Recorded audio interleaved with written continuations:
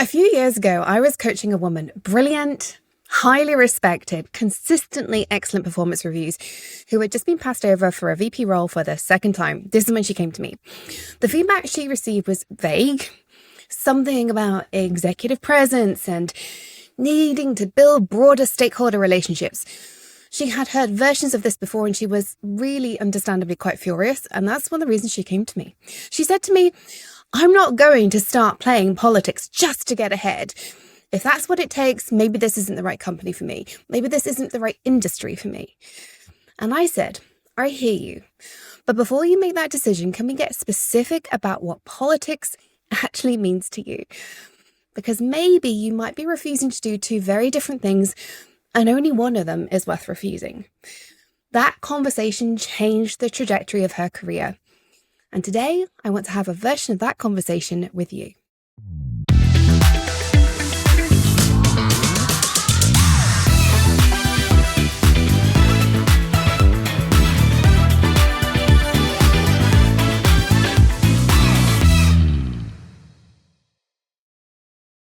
Welcome back to Leading Women in Tech. I'm Toni Collis, your host, and this is episode 296. I can't believe we're nearly at episode 300.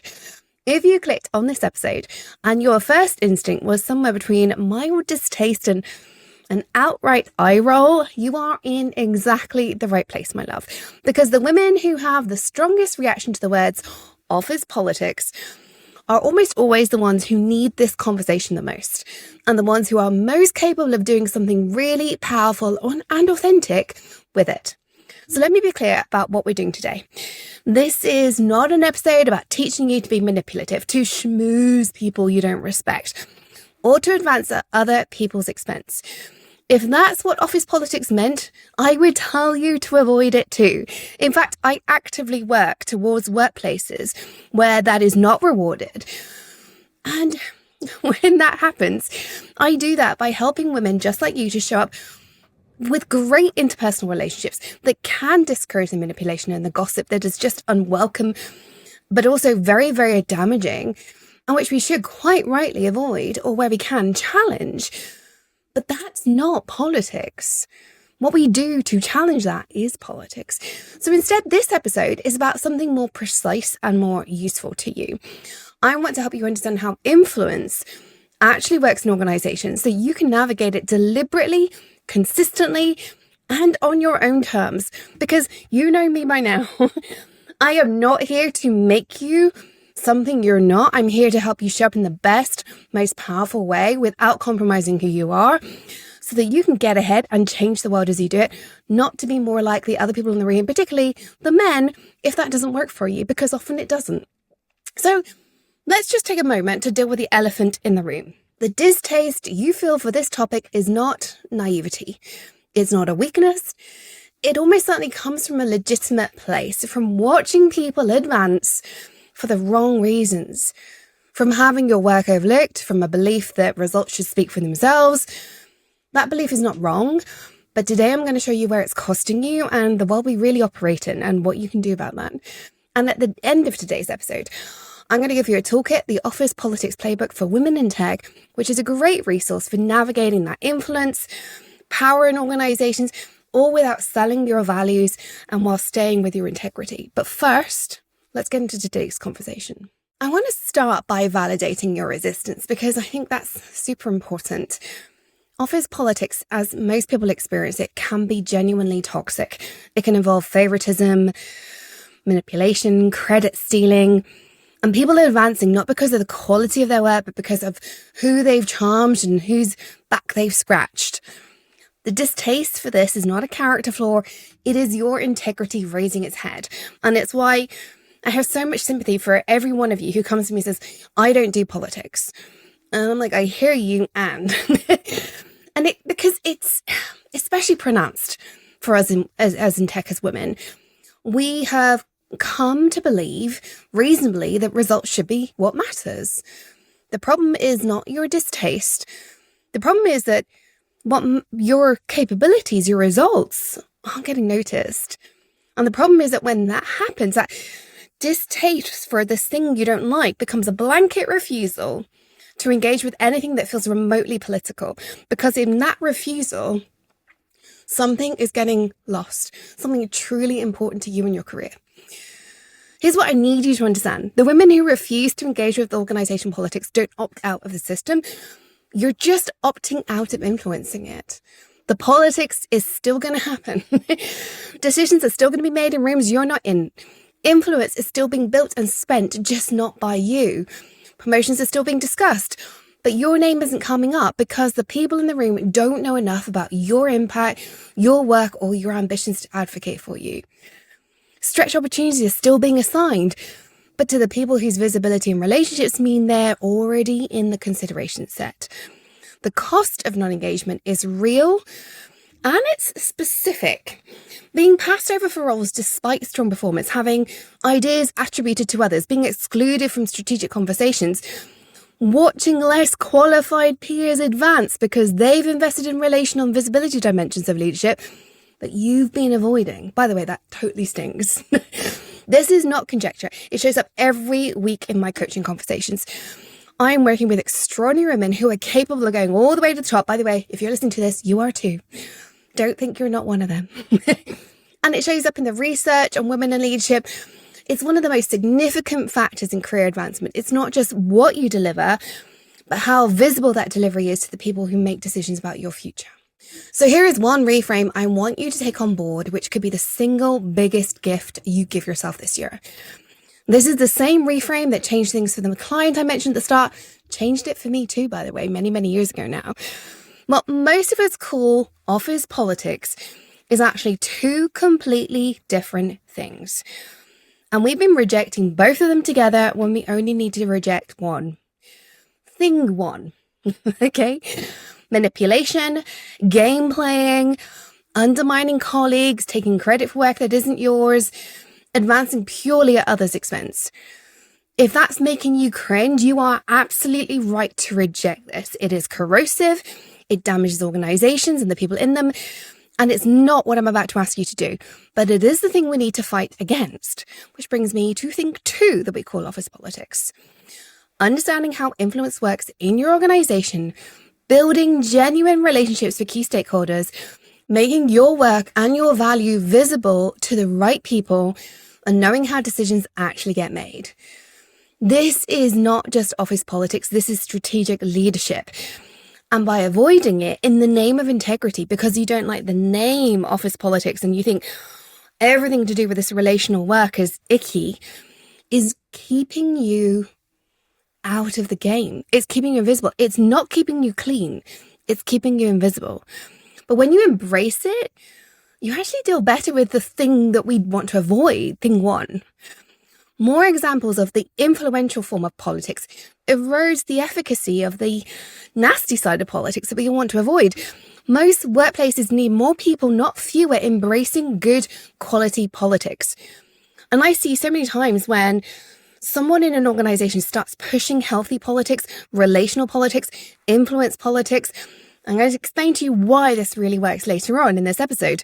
When you start pushing on that, the nasty, unpleasant politics actually stops happening because I think it's there primarily because there's a vacuum.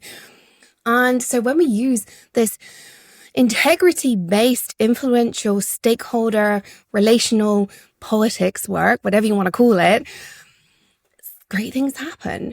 You're not just doing great things for you, you're showing how to do these relationships. Politics is relationships at the end of the day. Polis is people, and that's where the word politics comes from. But invisibility and integrity are not the same thing. You don't have to be invisible to have your integrity. So let's talk about what this second category, the healthy category, actually involves. Every organization is a social system, not just a functional one. Decisions are made by people, and people are influenced by relationships, trust, perception, proximity, not just data and results. Understanding this is not cynical, it's not cynicism, it's organizational literacy, how the organization really works, how people work. Without it, you are navigating your career half blind. So let me break this down into 3 reframes I want you to take in, own, understand, work on these reframes until you start to believe that politics isn't all bad. These are conceptual shifts that need to happen before the practical tools that we're going to come to later in the episode make sense. The first reframe: influence is not manipulation. Influence is the ability to shape outcomes, shift your thinking, move people towards decisions through clarity, credibility, relationships, and trust. Every effective leader exercises influence. The leaders you most admire exercise influence. The question is not whether to build influence and whether to do it consciously or leave it to chance. When you said, I'm not going to play politics, what you're actually meaning is, I'm not going to manipulate people. And we're right to do that. But influence and manipulation are not the same thing. Manipulation operates through deception, pressure, exploitation. Influence operates through genuine connection, clear communication, and demonstrating your value. Manipulation creates trust. Influence builds trust. Building influence at work is not a moral compromise. It is leadership responsibility. Which brings me to reframe number 2. Relationship building is stakeholder investment. One of the things that makes high-achieving women uncomfortable about the relational dimension of leadership is the sense that building relationships strategically is somehow inauthentic. That if you're cultivating a relationship with a particular stakeholder because they matter to your career, you're being manipulative rather than genuine. Let me just push back on that. Just remember, give me a moment. When decisions are being made about projects, promotions, resources, the people in the room are advocating for the people they know and trust. That's not some nasty, icky corruption. It's how human beings operate. When we trust people, we're going to advocate for them, right? If you haven't invested in those relationships, and I'm going to explain what I mean by invest, it's not just keeping your head down doing hard things. If you're not going to invest in those relationships, you're not in the consideration set, regardless of how exceptional your work is. Understanding that and responding to it intelligently is not manipulation. Instead, it's leading strategically, recognizing that getting ahead requires people to know who you are, to like you even. What you are capable of and hearing your opinions in the right way needs to be front and center in their mind. If you just keep your head down and deliver, you're not front and center. You're ignorable.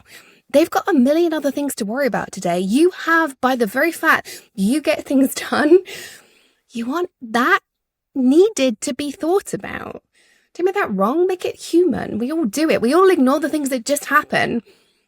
How many times have you just been grateful that your car just works and just completely ignore it, and then you get so irritated when your car breaks? We take for granted the things that just work. If you are keeping your head down, you are the thing that just works. You're only noticed when you don't work. Does it make sense? The goal here is not to build fake relationships. The goal in building relationships is to invest in real relationships with intentionality, being the kind of leader who knows genuinely who her stakeholders are, their work and challenges, who follows through on her commitments, and make sure people know that without being icky. You should be known for operating with consistency and integrity. That's not schmoozing. It's excellent leadership that you are communicating. Operating with consistency and integrity, but privately, is invisible. It's not leadership.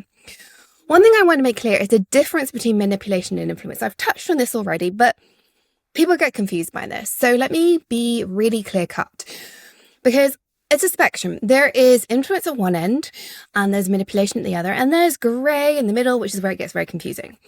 So if we take the influence end, this is, if we talk about communication, it's about making sure that people are hearing what they need to understand you. The obvious example I like to use is, if you're a detailed, focused person, you present your idea through this lens. The big picture person who hates graphs and data will not pay attention, not because they aren't good at their job or bad in any way, but because it's of the 100 things they need to do today that they're being asked to do today. This one is just a step too far. We're all guilty of, this person doesn't talk my language, I'm tired, I just don't have time. It's not intentional, it's human. It doesn't make us bad, it is just human. If, however, You're that detail person, and you're presenting to someone else who is detail and data driven as much as you are. You'll likely find yourself saying, they just get me. We get on so well. We get so much done. And we tend to hire people like that. We tend to hire mini me's. That is great up to a point, because that way it leads you to make decisions quickly. But it also leads to dead ends and limited ideas. We need people around us who think differently. But that means we need to pay attention to how to get their attention for a great idea. If we don't work at getting their attention when they think differently than we do, we will not get traction.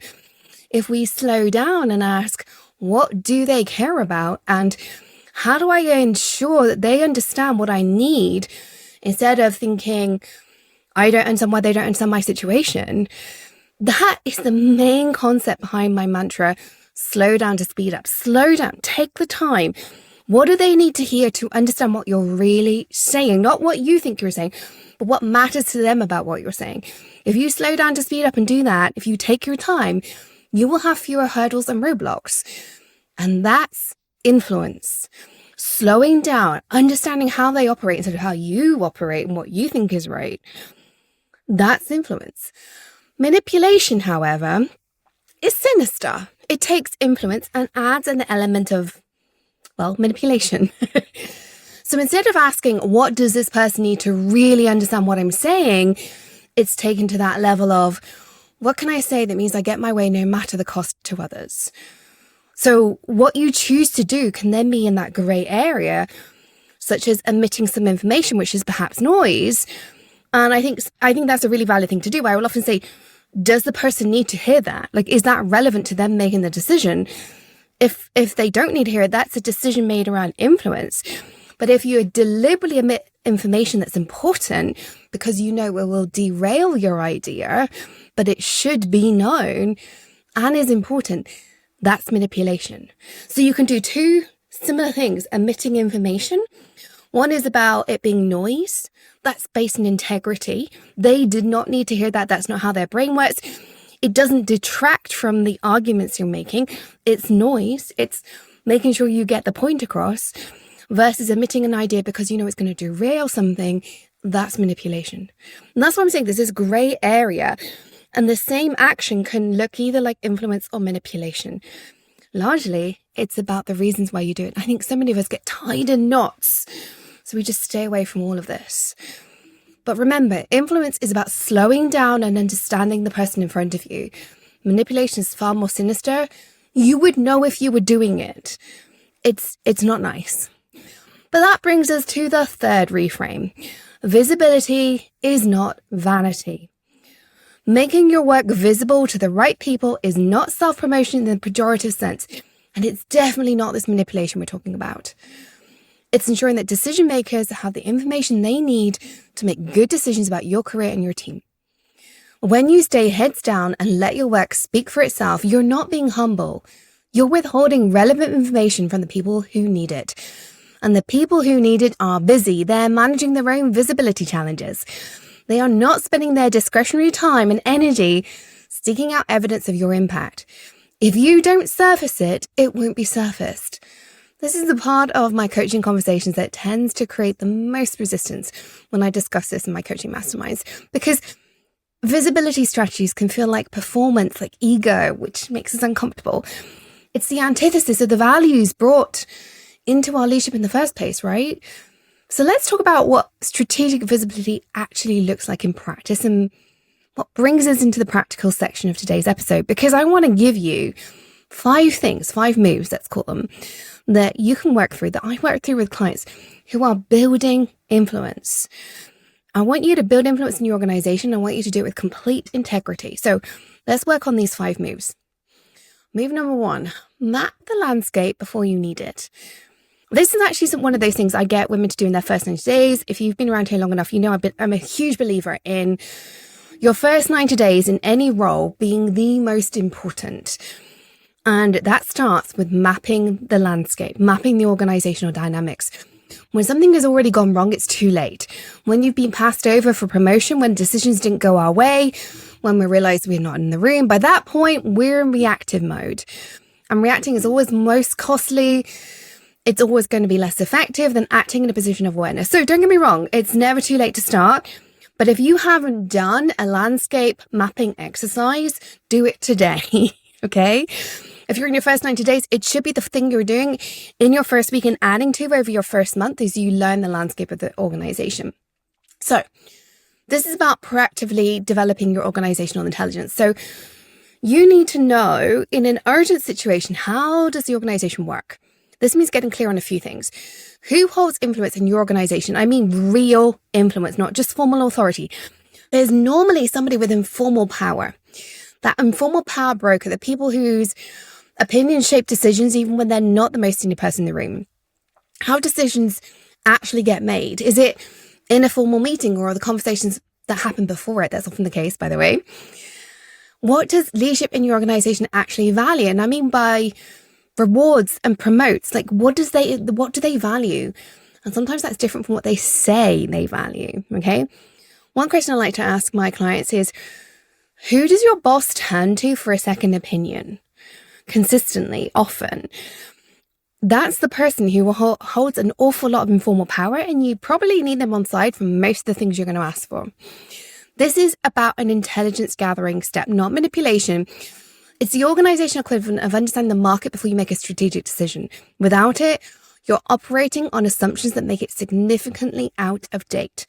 So that's move one. You're going to map the landscape before you need it. Move number two, invest in relationships before you need them. This is a mistake I see so many high achievers make.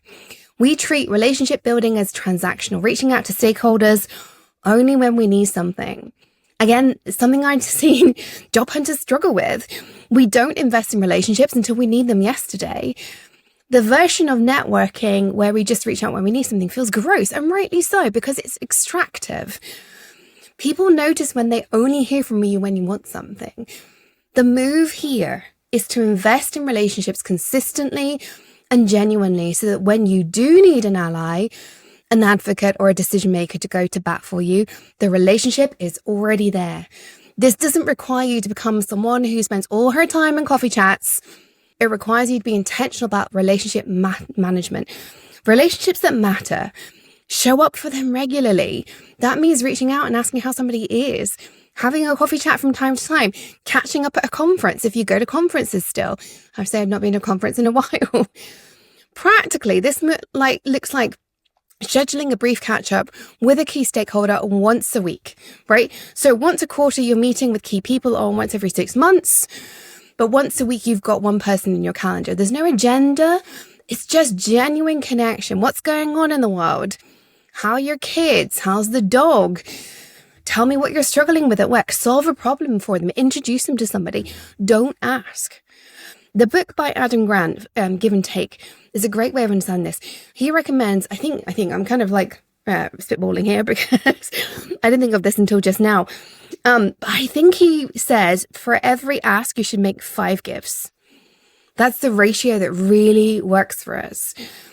These small investments over time, they build the foundation of genuine trust. The women I work with who have these networks, and by the way, that doesn't mean you have to be a huge extrovert. I'm not an extrovert and I have a network. But these women who have these huge networks that they've really invested in, they're the ones who land the jobs the fastest when they actually start job hunting. They're the ones who get promoted fastest. And this is the kind of stakeholder relationship worth having. All of my serious jumps in my career that I made, a door was opened by somebody who decided to advocate for me. If I'm honest, I invested in those relationships. I did something for them. I didn't necessarily know I was doing something for them. The most amazing woman in my career who opened so many doors to me, I just genuinely loved being around her and doing things for her. I only realized afterwards that what I was partly doing was her trust in me was through the roof because I did stuff for her. And she advocated for me. She opened doors. She helped me land amazing roles. She got me awards, if I'm completely honest. When we do this kind of work, we're building allies, both internal and external. People who know your work, understand your value, and are in a position to speak up for you in the conversations you're not part of. Okay, let's move on to move number 3. Make your impact visible strategically, not constantly. Let me describe 2 versions of visibility. Version 1 is performative visibility, constant LinkedIn posts, making sure every win is loudly announced, maneuvering to be seen in the right rooms at the right time. This is the version that feels like showing off, because often is. And I say that as somebody who posts on LinkedIn every day. But if we take it too far, it tends to build the wrong kind of reputation. Version 2 is strategically done, strategic visibility, ensuring the right people at the right moments have accurate information about what you're contributing and what your team is delivering. Framing your updates as strategic communication rather than status reports.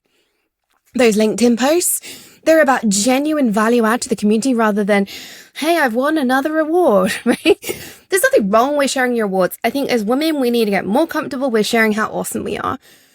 But the integrity piece here is connecting your work explicitly to organizational priorities so that it's clear the value you're adding doesn't need to be explained further.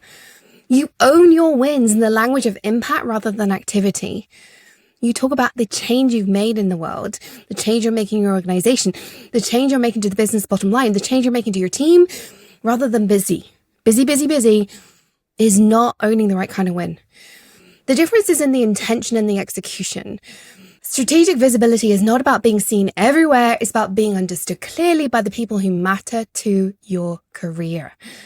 One practical step you can take to put this in place. At the end of every month, put this in your calendar, by the way.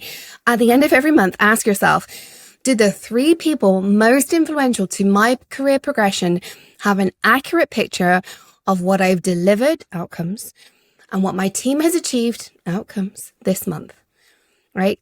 Do the 3 most influential people. So this goes all the way back to move number 1, that landscape mapping. Who are those people?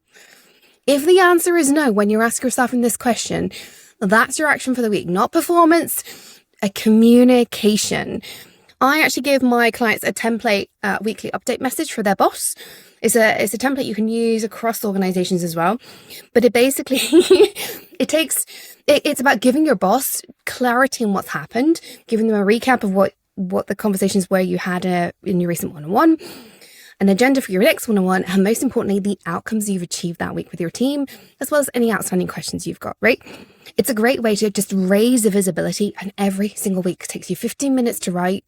With AI, I think you can do it even faster if you're using AI during the week to act as a bit of a diary of what you're achieving. And it's a brilliant way of keeping your boss, and maybe your skip boss, informed of what has been going on. Which brings me to move number 4, learning to read the room and the organization. So this one makes some of you go, no, this is the kind of icky politics I don't like. Stay with me just for a moment.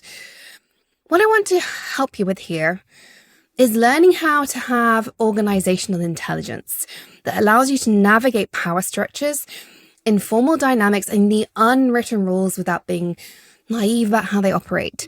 Ultimately, you're dealing with people. There are dynamics. There are unwritten rules. If you bury your head in the sand, you are experiencing them anyway. You're just being naive about it. Every organization has 2 sets of rules. The ones that are written down and the ones that everyone navigates but nobody documents. And if I'm brutally honest, my organization is probably the same. As a CEO, I'm a little bit blind to it, but I kind of know this is how every organization works, right? The written rules tell you what the promotion criteria are. The unwritten rules tell you what actually determines who gets promoted. The written rules tell you who is in charge. The unwritten rules tell you who actually has influence, who that person in charge goes to for a second opinion. Developing the ability to read these dynamics is not about being cynical. It's necessary. It is an extension of move 1 again. Can you see how these are all layered? Mapping the landscape helps you understand these unwritten rules. Operating as though only the written rules exist doesn't protect your integrity. Being furious that there are unwritten rules doesn't help you. It makes you less effective in the actual environment. We are human. People like me, I genuinely try to operate with the best of intentions. I'm out here to change the world and make tech a better place. And I know there are unwritten rules in my organization because we are human as a team, right? I do my best to try and capture it, put quality processes in place, but ultimately, we're people. So if you just bury your head in the sand, you are not paying attention to patterns. Who gets invited to which meetings and who doesn't? Whose ideas get taken forward? And how are they framed when they are? When decisions are announced, who was consulted and when? Those patterns tell you where influence actually lives in your organization, which tells you where to invest your relationship building energy. It also means paying attention to language. What words and frameworks does your organization use to signal value?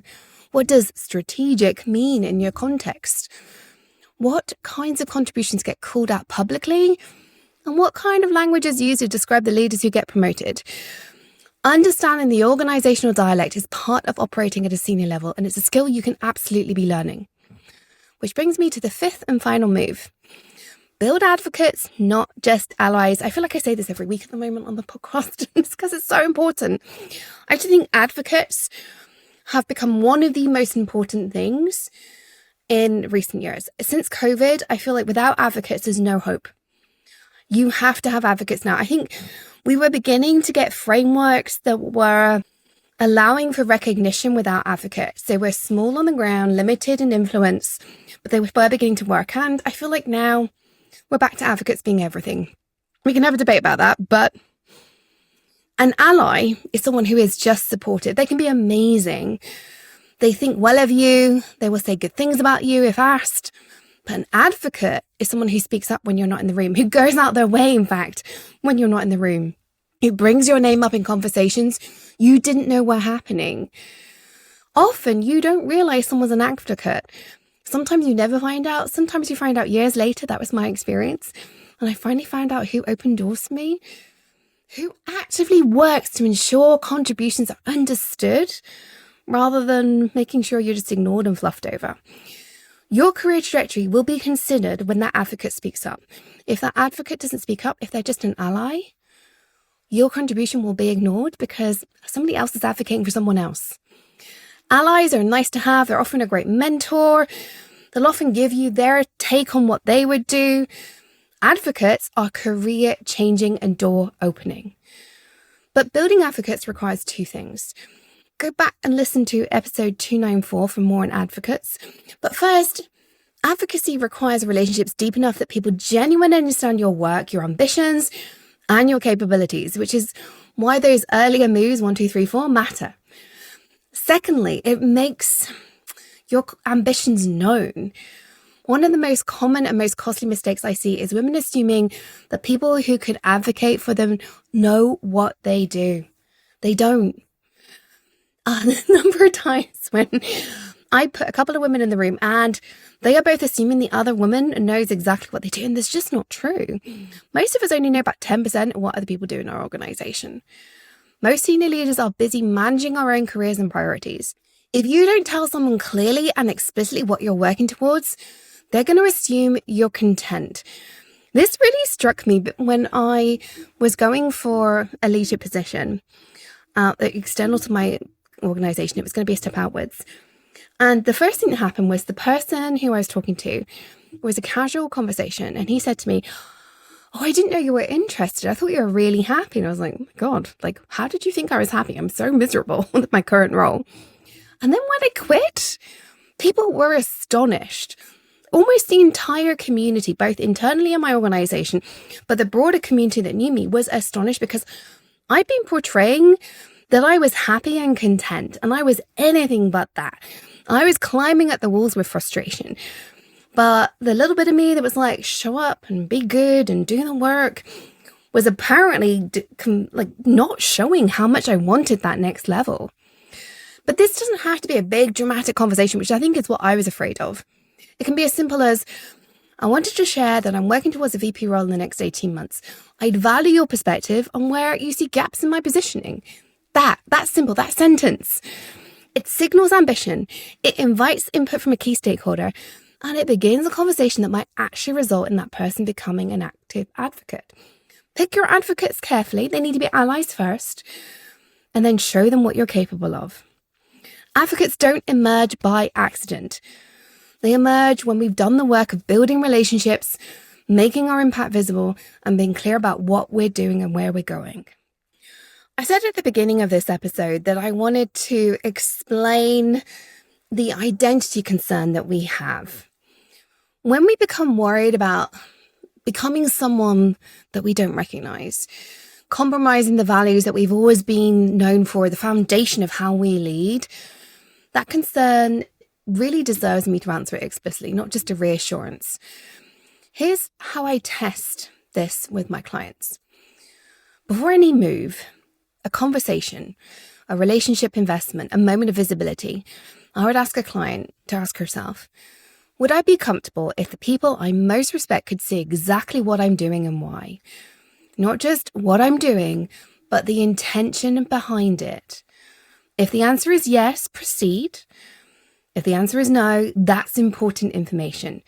It's telling you that the move has drifted from strategic influence into something else. Let me just reiterate that question. Would I be comfortable if the people I most respect could see exactly what I'm doing and why, not just what I'm doing? That is such an important question to ask yourself.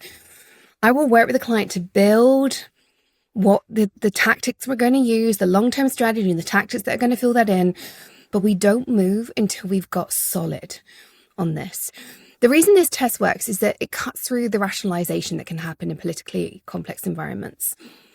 It's easy to convince yourself that a particular move is strategic when it's actually just self-serving. And that's when it feels like, oh gosh, I've just been manipulative. This transparency test forces you to honestly talk to yourself. And here's what I want you to hold on to. Strategic influence and personal integrity are not in tension. The most trusted, most effective leaders are the ones who are known for operating with clarity and consistency, who say what they mean, who follow through on what they commit to, who build relationships that are genuine.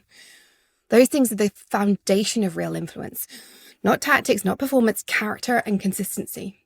When a woman I work with operates from that foundation, when she maps the landscape, when she invests in relationships, when her work is visible, when she reads the organization and builds advocates, she's not playing games. She is leading at the level her career requires of her. And I want you to join her there. I want to point you to one other episode that I think would be really good for you to listen to. There's so many that link on to what we've been discussing today. But if you're struggling to be heard, listen to episode 243. I'll link this in the show notes. If you're struggling to be heard, this is about communication strategies and coaching upwards in your organization. It goes deep on the communication dimension of influence, how to make sure your voice lands in a room that maybe it hasn't been landing before, where you haven't been heard, and how to coach upwards without overstepping, how to frame your ideas in the language that resonates with the leaders above you. If what we've been discussing today has landed and you want to go further, that's the episode to listen to. So go ahead to the show notes, episode 243, Struggling to be Heard. That's the episode for you. That's your next stop. But before I close off today, I want to share something else with you. I promised a little gift to you at the beginning of the episode.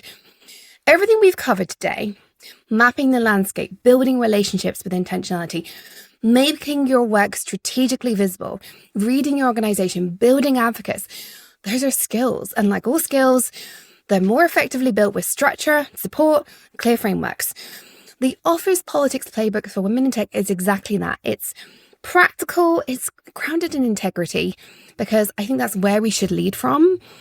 But it's about navigating influence and power in your organization, built specifically for women just like you who want to build real influence without playing games or selling out. It covers how to map your organizational landscape, how to build the stakeholder relationships that actually move your career, how to make your work visible in ways that feel authentic rather than performative, and how to build the advocates who will speak up for you in the rooms you're not in.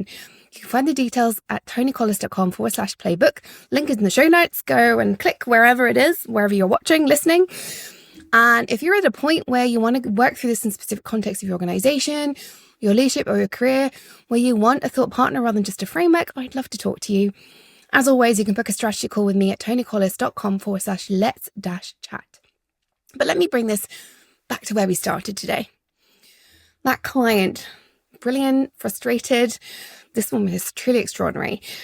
On the verge of walking away from a company, including actually walking away from tech and a career she'd worked so hard to build, wasn't wrong about office politics.